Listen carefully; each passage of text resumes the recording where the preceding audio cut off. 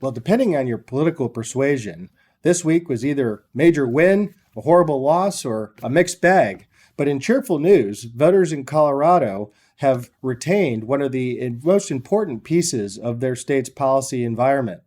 On Election Day, Colorado voters were asked to vote on a ballot measure with huge implications for the future of Colorado's Taxpayers' Bill of Rights, or TABOR. As I've covered many times before, TABOR is really the gold standard for state limits on the growth of government taxing and spending, and it puts voters and taxpayers in the driver's seat for those decisions in Colorado. Proposition HH was really a bait and switch that promised minuscule property tax cuts in return for substantial government spending increases over time, and the eventual elimination of tax refunds triggered by TABOR limits in tax revenue. Thankfully, Colorado voters overwhelmingly said no to Proposition HH this week by roughly a 60-40 margin, and TABOR still stands strong as the gold standard for state tax and expenditure limits known as TELs. Passed via the ballot in 1992, TABOR has held spending and revenue in check by limiting the budget growth in Colorado to a formula of population plus inflation growth, and limiting the use of any new taxes and requiring voter approval of new taxes. As a result, TABOR has been a target of Colorado's progressives for years, and Proposition HH was not the first time taxpayers have been asked to be complicit in undermining their rights under TABOR. Proposition HH would have temporarily lowered the property tax rates paid by Coloradans, ostensibly providing small relief.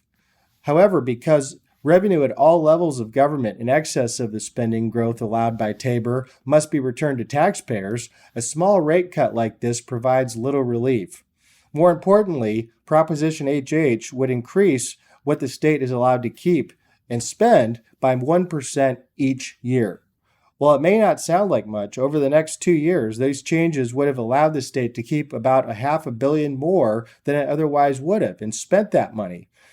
In 10 years, the state could have potentially kept $2 billion more each year. All that money would come out of the TABOR refunds that taxpayers receive. State legislative staff in Colorado estimated that under Proposition HH, by 2025, TABOR refunds would have been reduced by 23%. In the long term, they may have been eliminated completely. And of course, that was the goal of Colorado progressives from the start. TABOR has seen no shortage of these progressive attacks over the years, which really serves as an acknowledgement of how dangerous it is to those that would like no constraints on government's ability to grow. Though all states except Bernie Sanders' Vermont have some sort of a balanced budget requirement in their state law or their constitution, most don't have robust protection on the growth of state spending, which TABOR offers in Colorado. Taxing and spending may not be out of control in Colorado right now, but it would only take one future generation of policymakers to change that. In Colorado, such a generation of big spenders has been kept at bay so far by the resiliency of the Taxpayer Bill of Rights. As my friend and former state representative Patrick Neville put it, TABOR is the only thing keeping us from becoming East California. On Election Day, Coloradans said no to Proposition HH, just as the latest example of voters rebuking attempts to undermine or eliminate TABOR. In 2019, a similar Proposition CC proposed allowing government to keep more of Colorado taxpayers' money, and Proposition 3CC was ultimately rejected 54-46 by voters as well. Other states would be wise to look at Colorado's TABOR as a model for restraining future generations of those that would like to overspend or not to be accountable to taxpayers.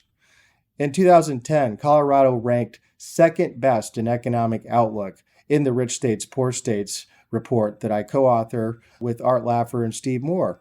Colorado now ranks 25th in economic outlook due to more than a decade-long standstill in many important measures. Other states move dramatically in the direction of cutting taxes and becoming more competitive. If not for the protection that TABOR provides, it's likely that spending and taxation would be out of control in Colorado today. It would begin to look more like the states that people are continuing to flee, California, New York, Illinois, just to name a few. Colorado has an opportunity to continue to move the ball forward, and voters sent a really important message, an essential message across the nation, that when people focus on common sense, kitchen table issues and good government economics, that's a winning message across the country. For more information, you can go to alec.org.